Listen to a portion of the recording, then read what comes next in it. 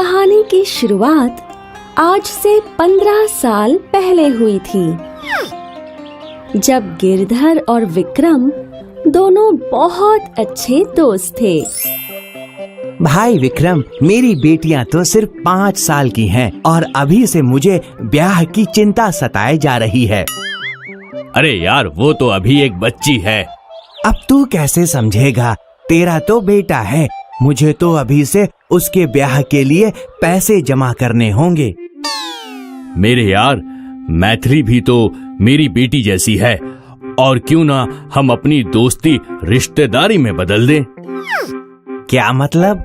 मतलब ये कि मैं अपने गोपाल की शादी तुम्हारी बेटी मैथिली से ही करवाऊंगा। गिरधर ने विक्रम को गले लगा लिया। अब 15 साल बाद दोनों बड़े हो चुके थे।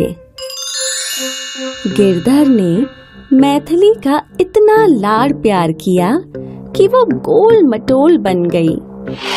अब जब गोपाल और मैथिली की शादी हुई तो विक्रम और उसकी पत्नी विमला दोनों सोच में डूब गए। मैथिली को सिर्फ आराम करने की ही आदत थी। वो अपने शरीर को ज्यादा तकलीफ नहीं देती थी। अरे बहू, जरा अपने ससुर जी को चाय तो दे दो। जी सासू माँ। मैथिली चाय का कप लेकर निकली, लेकिन वो इतनी धीमी चल रही थी कि विमला सोच में पड़ गई कि अब वो क्या करे। उस रात विमला और विक्रम दोनों बात कर रहे थे। ए जी, मैथिली स्वभाव की तो अच्छी है, लेकिन उसका शरीर बहुत ही सुस्त है। हाँ, मैं भी यही सोच रहा हूँ कि अब हम करें क्या। आप फिक्र मत कीजिए, मेरे पास एक उपाय है। अगले दिन विमला ने मैथिली को बुलाया। बहू, अरे बहू। हाँ सासू माँ। हमारे घर की एक परंपरा है कि नई बहू शादी के बाद से 6 महीने तक गांव के मंदिर की परिक्रमा करती है। इससे घर में खुशहाली और सुख समृद्धि आती है। ठीक है सासू माँ, मुझे कब से शुरू करना है? आज से। विमला के कहने पर मैथिली मंडी के रास्ते निकल पड़ी। क्योंकि वो ज्यादा चलती फिरती नहीं थी, तो मंदिर तक चलकर वो थक गई थी। मैथिली थोड़ी देर बैठी और फिर उसने परिक्रमा करना शुरू कर दिया। अरे बाप रे, अब तक तो सिर्फ 3 ही परिक्रमा हुई है, 4 अभी भी बाकी है। हाँ। जैसे तैसे मैथिली ने 7 परिक्रमा पूरी की और फिर घर के लिए निकल पड़ी।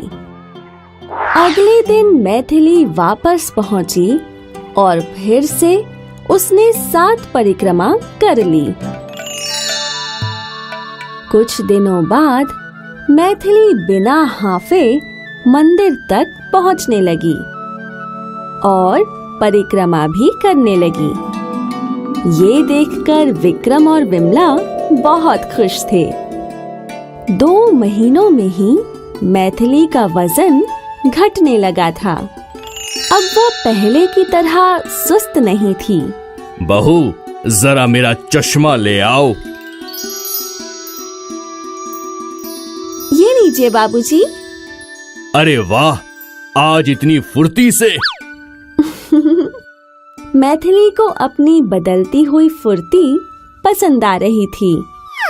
मैथिली ने मंदिर की परिक्रमा फिर भी जारी रखी और 6 महीने बाद मैथिली की काया ही बदल गई थी।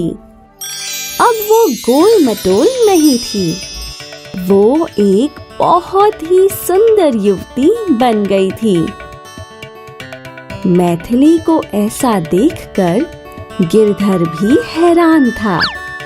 उसने विमला से पूछा, समधन जी, आपने तो जादू ही कर दिया, लेकिन ये सब हुआ कैसे? ये सब तो हमारे गांव की मंदिर में बसने वाली देवी की कृपा है। जय हो देवी माँ की। जय हो देवी माँ की। मैथिली की जिंदगी बदल गई क्योंकि उसका वजन घट गया, और वो संभव हुआ क्योंकि मैथिली चलने लगी। लेकिन इन सब का श्रेय विमला को जाता है, जिसने बड़ी बुद्धिमानी से अपनी बहू को गोल मटोल से सुंदर बना दिया। इस कहानी ने हमें ये सिखाया कि जरूरत से ज्यादा वजन हानिकारक होता है और वो हमारे शरीर को सुस्त और ढीला बना देता है। हाय, मैं हूँ शाइनी। अगर आप मुझे ऐसे ही देखना चाहते हैं तो इस वीडियो को जरूर शेयर करें और हाँ, इस चैनल को भी सब्सक्राइब करना ना भूलें। कुकू।